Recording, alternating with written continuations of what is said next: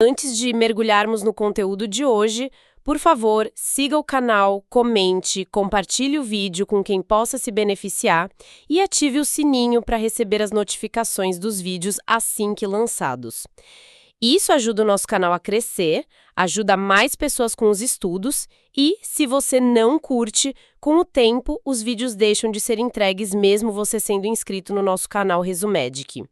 Ufa! Recado rápido dado. Sejam muito bem-vindos a mais uma imersão. Hoje a nossa missão é desvendar, um dos sistemas mais milimetricamente calculados do corpo humano, que é a endocrinologia do ciclo menstrual. Exato. E é um tema fascinante, né? Com certeza. A proposta aqui é pegar todo aquele material denso, cheio de via metabólica, cascata celular, e transformar isso numa conversa bem clara.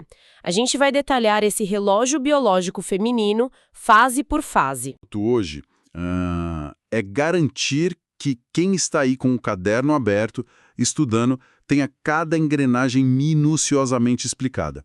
A gente sabe que não dá para omitir informação técnica aqui. Nem pensar. Cada detalhe conta para a prova. Isso. Onde o material exige aquele rigor técnico, nós vamos aprofundar bastante, sabe? Destacar aqueles pontos críticos, aquelas famosas pegadinhas de exame. É um conteúdo que assusta à primeira vista, mas revela uma engenharia belíssima. Para construir essa base sólida, a gente precisa começar estruturando o terreno, definindo o escopo de tempo. O ciclo menstrual normal tem uma duração média de 28 dias. 28 dias cravado? Mas tem uma margem aí. Tem sim. Uma variação fisiológica perfeitamente normal de 7 dias para mais ou para menos. Ou seja, um ciclo saudável pode durar entre 21 e 35 dias. E marcando as pontas dessa vida reprodutiva, a gente tem 2 nomes importantes. Termo de prova, inclusive. Sim, a primeiríssima menstruação é a menarca e a última, que só recebe esse nome oficial depois de 1 ano inteirinho sem sangramento, é a menopausa. E todo esse período reprodutivo, ele não funciona sozinho. Ele é governado por um eixo de comando incrivelmente orquestrado. E aqui entra a nossa mnemotécnica, né? A mnemotécnica da fábrica. Pensem no seguinte organograma. O hipotálamo, lá no cérebro, é o CEO da empresa.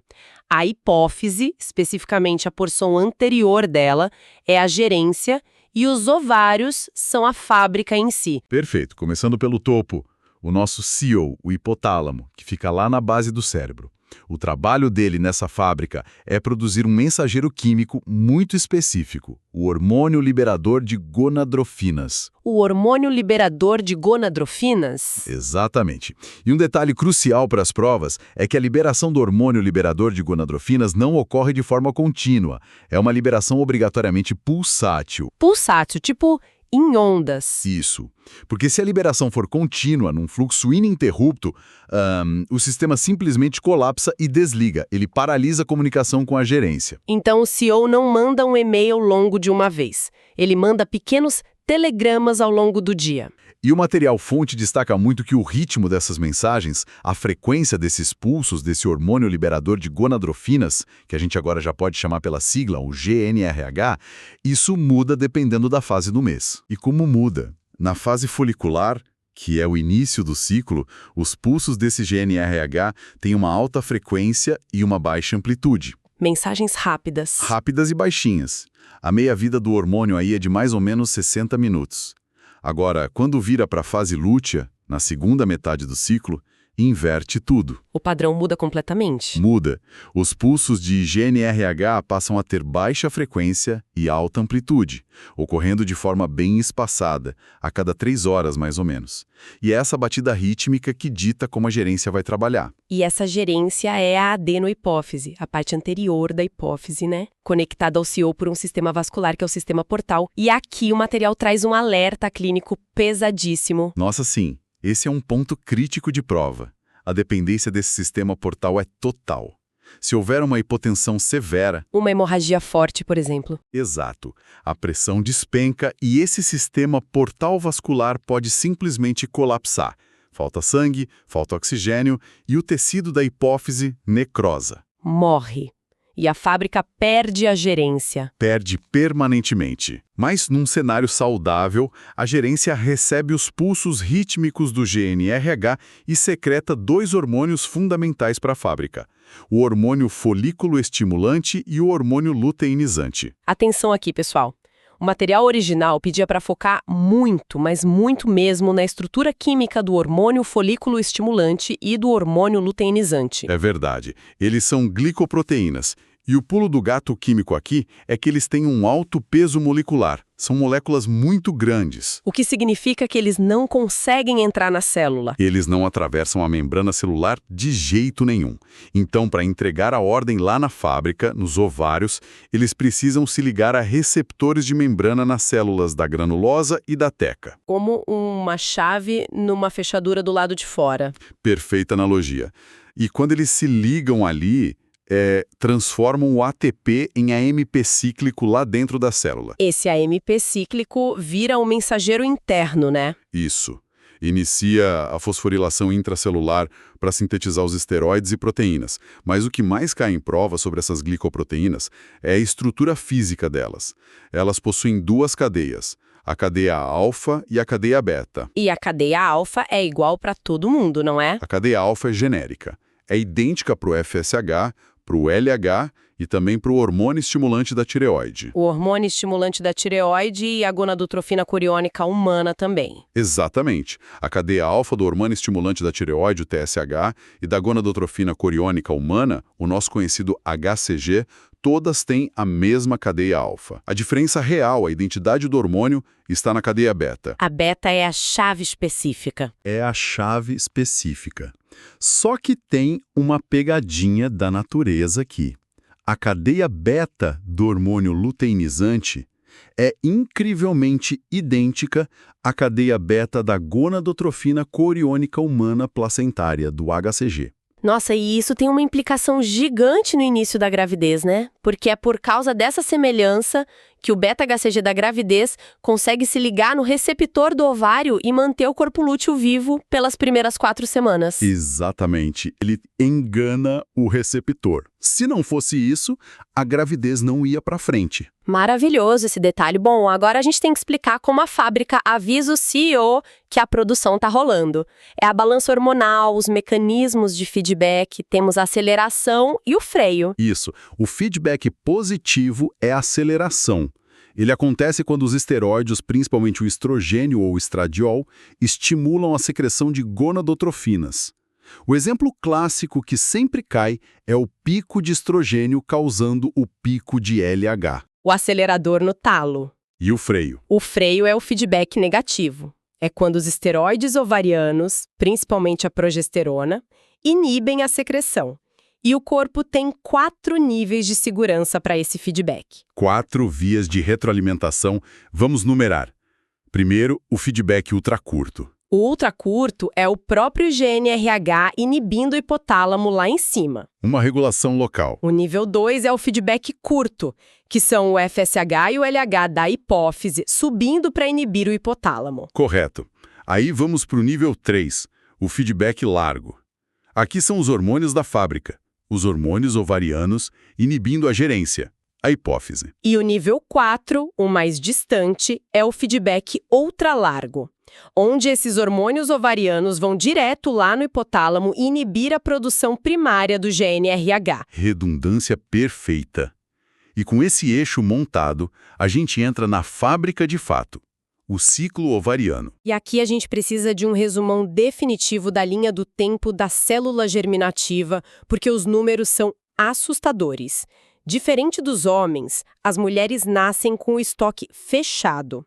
Entre 18 e 20 semanas de gestação, lá na fase fetal, ocorre o pico máximo por mitose. São de 6 a 7 milhões de ócitos. 7 milhões antes de nascer. Mas a partir daí, as mulheres não formam mais ócitos, nunca mais. Apenas perdem por apoptose, que é a morte celular programada, e atresia. Então, no nascimento, esse número já cai drasticamente, né? Cai para um número entre 500 mil e 1 milhão. E na puberdade, quando o ciclo menstrual realmente começa, restam apenas 200 a 300 mil.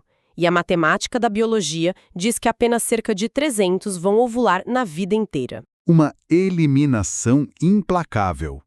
E a banca de prova ama cobrar a nomenclatura exata dessas células que restam.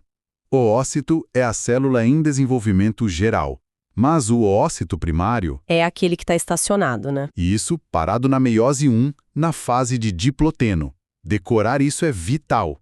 Meiose 1, diploteno. Anotado. E o oócito secundário. É o que de fato é ovulado. Ele sai parado na metáfase 2. E o famoso óvulo? Essa é a armadilha clássica. A célula só recebe o nome de óvulo se e somente se ocorrer a fecundação. Caso contrário, nunca será um óvulo. Bom, sabendo os nomes das peças, vamos ver as 3 fases desse ciclo ovariano. Fase 1, a fase folicular, dias 1 a 14. É quando o FSH, o hormônio folículo estimulante, recruta uma turma de 15 a 20 folículos de uma vez. Uma verdadeira mnemotécnica de batalha aqui. Dos 20, apenas um vence. Como esse folículo dominante ganha a guerra? Ele vence porque tem muito mais receptores de membrana para o FSH do que os outros. Então ele capta um hormônio melhor. E ele usa uma arma biológica. Ele produz inibina. E a inibina mata os outros concorrentes por atresia. Mata de fome hormonal, literalmente. O dominante sobrevive e cresce muito. Antes de ovular, ele atinge até 20 milímetros, ou seja, 2 centímetros. E aí vem o alerta prático. Com 2 centímetros num ultrassom de rotina... Um profissional menos avisado pode bater o olho e laudar como um cisto ovariano, mas é só um folículo dominante saudável na iminência de ovular. Chegamos na fase 2, a fase ovulatória, por volta do dia 14. Aqui tem a matemática da ovulação que despenca em prova. É um relógio suíço, anotem essa cronologia. Primeiro ocorre o pico de estrogênio, e esse é o gatilho. 24 horas depois, ocorre o pico do hormônio luteinizante, o pico de LH. E a ovulação em si. 12 horas após o pico de LH. Ou seja, 36 horas após aquele pico inicial de estrogênio, a estrutura rompe e libera o oócito secundário. E o que fica para trás no ovário inicia a terceira etapa, a fase lútea, dos dias 15 a 28. Aqui tem uma pergunta direta e reta de prova. O que diferencia o folículo do corpo lúteo? Uma distinção crucial. O corpo lúteo só se forma depois da ovulação. É uma estrutura nova. Aquele folículo ovariano que antes era uma bolsa cheia de líquido, esvazia, as paredes colapsam e ele se enche de sangue e lipídios. Ele muda a linha de produção por completo. Muda totalmente. Sob a ação do LH, aquelas células da granulosa que antes faziam estrogênio sofrem luteinização e passam a produzir principalmente progesterona, o hormônio predominante absoluto da fase lútea. E se não houver fecundação? Ocorre a luteólise, a morte desse corpo lúteo lá pelos dias 24 a 28, o que encerra o ciclo. Só que o ovário é apenas metade dessa história. Enquanto ele trabalha, a vizinhança responde. O útero, mais especificamente o endométrio funcional, composto pelas camadas compacta e esponjosa, também passa por fases sob influência direta dessa fábrica. O ciclo endometrial tem que estar perfeitamente sincronizado. São 3 fases também. A primeira é a fase menstrual, dos dias 1 a 4. Que é a desintegração. A luteólise que a gente mencionou derruba os níveis de estrogênio e progesterona abruptamente. Os vasos sofrem isquemia, as camadas descamam e ocorre a menstruação. E aí entramos na fase 2, a fase proliferativa ou estrogênica, do dia 5 ao 13. É aquele estrogênio que o folículo batalhador estava produzindo que chega no útero. E ele manda o endométrio se multiplicar, ele reconstrói a parede interna, prolifera as glândulas. Aí no dia 14 tem a ovulação. E o útero entra na sua fase 3, a fase secretora ou progestacional, do dia 14 ao 28. E agora quem manda é a progesterona, do corpo lúteo. Ela não quer mais que o tecido apenas cresça. Ela quer vascularização intensa e produção de muco rico em nutrientes. Ela prepara o berço. É exatamente isso. E tem a dica de ouro para a prova.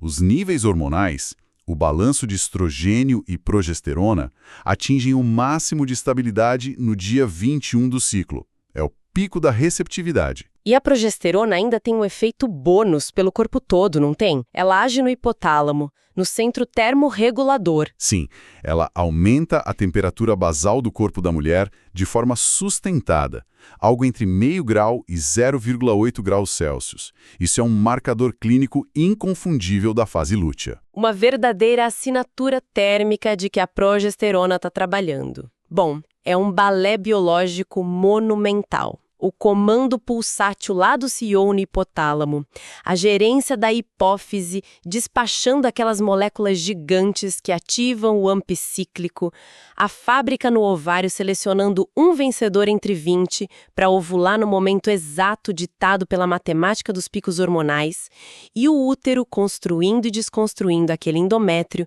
para abrigar a vida, acelerando com estrogênio e acolhendo com a progesterona. Um sistema perfeito. Mas antes da gente encerrar essa imersão de hoje, tem um pensamento provocativo que eu acho válido deixar. Por favor, manda real. A gente aprendeu que todos os oócitos de uma mulher, aqueles milhões que sofrem atresia até sobrarem algumas centenas, são formados na fase fetal antes do nascimento. Pense no impacto disso.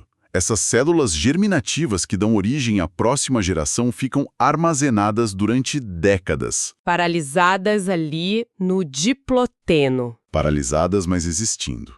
Como será que o nosso estilo de vida moderno, o ambiente, a exposição química, o desgaste, ano após ano, impactam essas células tão preciosas? Células que estão silenciosamente aguardando desde que nós mesmos estávamos no útero de nossas mães. Nossa, é uma visão de longo prazo incrível, né? A biologia intracelular e o impacto do macroambiente ao longo das décadas. Bem, muito obrigada pela companhia nessa jornada densa e maravilhosa. Esperamos que essa imersão tenha deixado a matéria clara e solidificada para o seu estudo e para a sua prova. Continuem revisando, conectando as engrenagens e a gente se encontra na nossa próxima imersão. Bons estudos e até lá!